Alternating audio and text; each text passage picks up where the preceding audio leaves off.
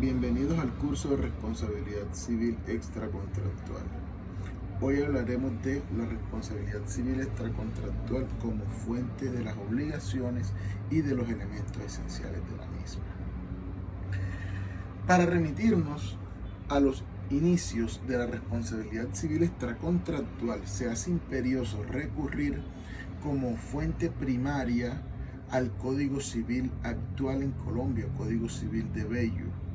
El Código Civil de Bello adopta una clasificación de las fuentes de las obligaciones traída del derecho romano, en la cual se encuentran inmersas o se encuentran clasificadas las fuentes obligacionales de la siguiente forma: contrato, cuasicontrato, delito, cuasidelito y la ley.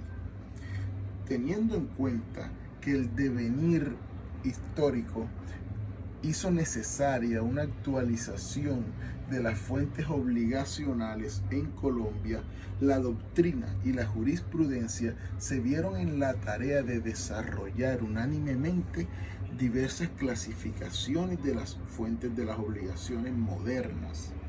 Se llegó al consenso de manera unánime que jurisprudencial y doctrinariamente la clasificación moderna de las obligaciones se adoptaría de la siguiente forma: acto jurídico, dentro del cual se encontrarían inmersos todos los contratos y cuasicontratos; responsabilidad civil, dentro de la cual se vería inmersa el delito y cuasidelito; la ley como fuente originaria de las obligaciones; y el enriquecimiento sin causa como fuente subsidiaria de las obligaciones. Nos damos cuenta que nace una nueva fuente de las obligaciones denominada enriquecimiento sin causa. Dicha fuente obligacional nace por la necesidad del que el jurisprudente y los doctrinantes encontraron al momento de hacer efectivas aquellas obligaciones que no encajaban dentro de ninguna de las fuentes antes mencionadas. Por lo cual, de manera subsidiaria, cuando se pretenda el reclamo o el cumplimiento de una obligación que no encaje en el acto jurídico, la responsabilidad civil o la ley, deberá obligatoriamente el pretendiente o demandante invocar la acción de enriquecimiento sin causa, siempre que se cumplan los requisitos que la jurisprudencia y la doctrina han previsto para la prosperidad de dicha acción.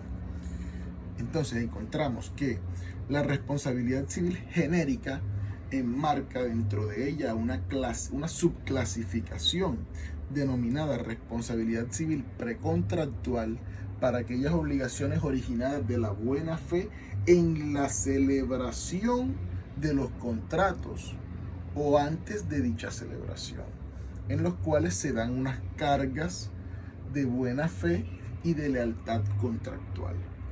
Una responsabilidad contractual, que es aquella que se ve inmersa dentro de la esfera de protección del acto jurídico o contrato, derivada del incumplimiento de cualquiera de las obligaciones inmersas en él.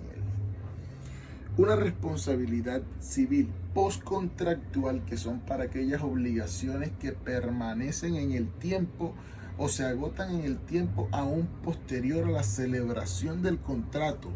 Dichas obligaciones son más que todo vistas en los contratos de ejecución escalonada y de tracto sucesivo. Pero dentro de esta clasificación, la que nos importa para el presente módulo es la responsabilidad civil extracontractual, o aquiliana, como bien se ha denominado de manera doctrinaria y de antaño desde Roma. La responsabilidad civil extracontractual no tiene su fuente dentro de un acto jurídico, sino dentro de la obligación de reparación integral o de reparar los daños que se causen. ¿Qué quiere decir esto? Que el hecho generador o esencial de la responsabilidad civil extracontractual es el daño, constituyéndose como uno de los elementos esenciales de dicha responsabilidad. El primer elemento para encauzar una acción de responsabilidad civil extracontractual con vocación de prosperidad es el hecho El hecho se refleja en un acto positivo o negativo que debe ser directa o indirectamente cometido por la persona contra la cual se pretende la reparación de los daños o los perjuicios que se causaron. Esa acción u omisión no debe, o más bien debe guardar una estrecha relación con la causación del segundo elemento. El segundo elemento que nos convoca o nos interesa es el daño. El daño se ha denominado como aquel perjuicio que es capaz de causar una afectación y variar la situación actual del pretendiente o del dañado. El daño, como elemento de la responsabilidad civil extracontractual, debe cumplir unos requisitos. Debe ser actual, directo, determinado y cierto. ¿Qué quiere decir actual? El daño debe ser actual en el sentido de que no debió haber existido antes de la acción o la omisión cometida por el demandado o posterior demandado. Debe ser directo. ¿Qué quiere decir esto? Que debe guardar una íntima relación de causación entre el hecho y la provocación del daño. ¿Qué quiere decir esto? Es verbigracia, que si el daño consta en la pérdida de un brazo por atropello, no se puede reclamar entonces por ello la pérdida de un miembro inferior o una pierna, ya sea derecha o izquierda, la cual se había perdido con anterioridad o que no deviene de ese hecho u omisión.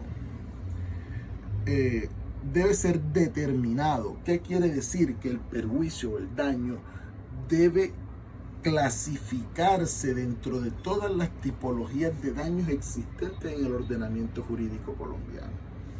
Esto es, primero, que los daños pueden ser transitorios o permanentes. Aquellos daños de carácter transitorio son aquellos que no tienen la virtualidad de causar una afectación que se prolongue en el tiempo hasta la finalización de la vida del perjudicado.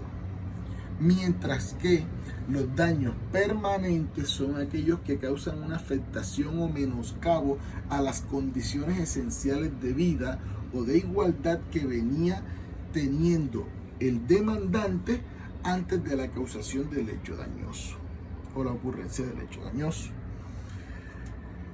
Debe ser cierto, o esto no se refiere sino a la certeza de su ocurrencia. No pueden existir daños supuestos, sino que deben ser los perjuicios que se reclamen, deben haberse sufrido en realidad. Por lo tanto, deben estar dotados de certeza al momento de ser reclamados. Por lo tanto, esos daños futuros para ser reclamados deben guardar un vínculo de seguridad para que pueda llegar una vocación de prosperidad en caso de que se refieran al daño emergente futuro o lucro cesante futuro. Los daños que son reparables en Colombia están clasificados de la siguiente forma: perjuicio moral, daño a la vida en relación, daño emergente y lucro cesante. Dentro del daño emergente y el lucro cesante encontramos que el daño emergente puede ser pasado, consolidado o futuro, y el lucro cesante de igual forma puede ser pasado, consolidado o futuro.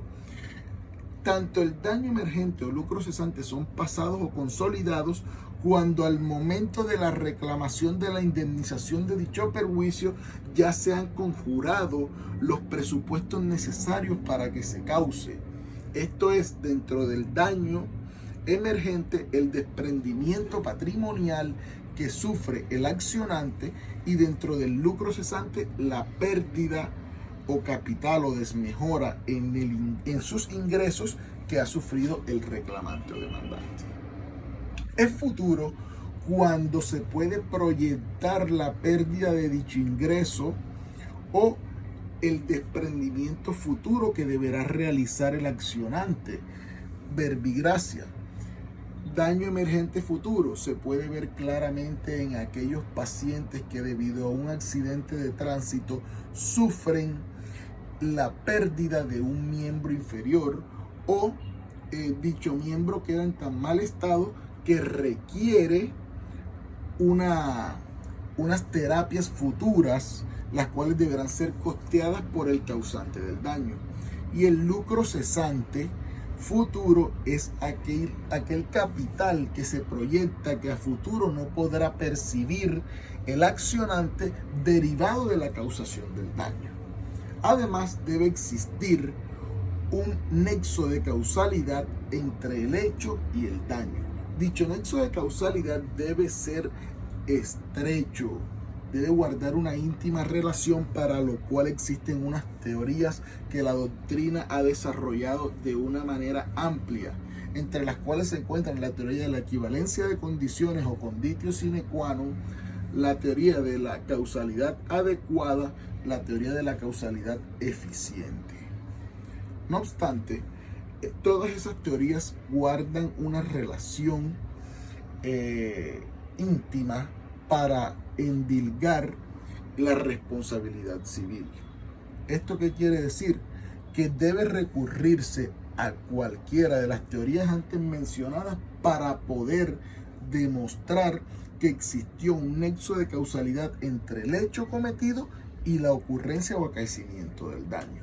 Y como último elemento, debe concurrir una conducta culposa del causante del daño. ¿Qué quiere decir esto? Que debió ser causada por negligencia o impericia al momento de realizar la actividad que estuviese desplegando en el momento y que resultó como el daño que fue causado.